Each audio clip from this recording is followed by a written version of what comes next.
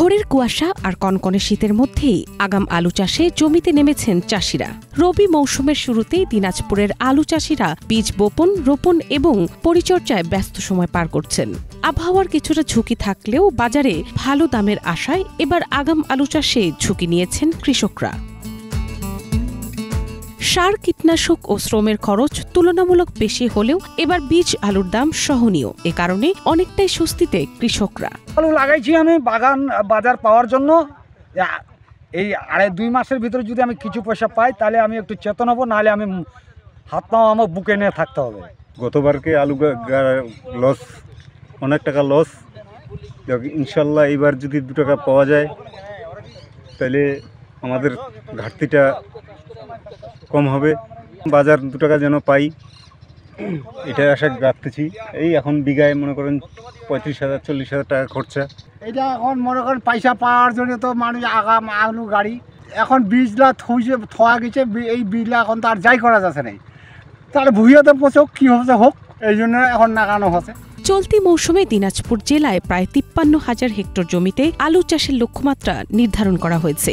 এর মধ্যে 11 থেকে 12,000 হেক্টর জমিতে আগাম আলু চাষ হচ্ছে। পুরো নভেম্বর জুড়েই চলবে এই আগাম আলু রোপণ। 2 মাসের মাথায় এসব আলু বাজারে উঠবে বলে আশা কৃষকদের। সাধারণত এই সময়ে বাজারে ভালো দাম পাওয়া যায়, যা কৃষকদের আগ্রহ আরও বাড়াচ্ছে। বর্তমান বাজারে বীজের দাম একটু কম, কিন্তু সার বীজের দাম একটু বেশি। তো গতবারে আলুর দাম আর তেমন পাইনি, যারা কৃষক ওরা লোকসান অবস্থায় আছে।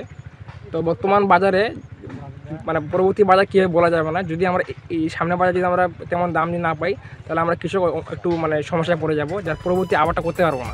এবছর বীজের সরবরাহ ভালো এবং দামও তুলনামূলক কম থাকায় কৃষকরা আগাম আলু চাষে লাভবান হবেন বলে আশা করছেন কৃষি কর্মকর্তারা। আমাদের এবছরের আলুর যে লক্ষ্যমাত্রা 53,000 হেক্টর, ইতিমধ্যে আমরা 1920 হেক্টর অর্জিত করেছি।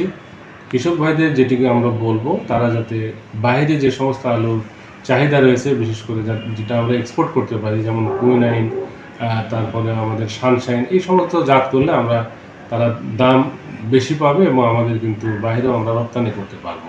কৃষি বিভাগ আরও জানায়, বাজারে চাহিদা ও উচ্চমূল্য থাকায় আগাম আলু চাষে সাধারণত লোকসানের ঝুঁকি কম থাকে। তবে মৌসুমের মাঝামাঝি ও শেষে বাজারে অতিরিক্ত সরবরাহের কারণে দাম কমে যায়, যা কৃষকের জন্য চ্যালেঞ্জ হয়ে দাঁড়ায়।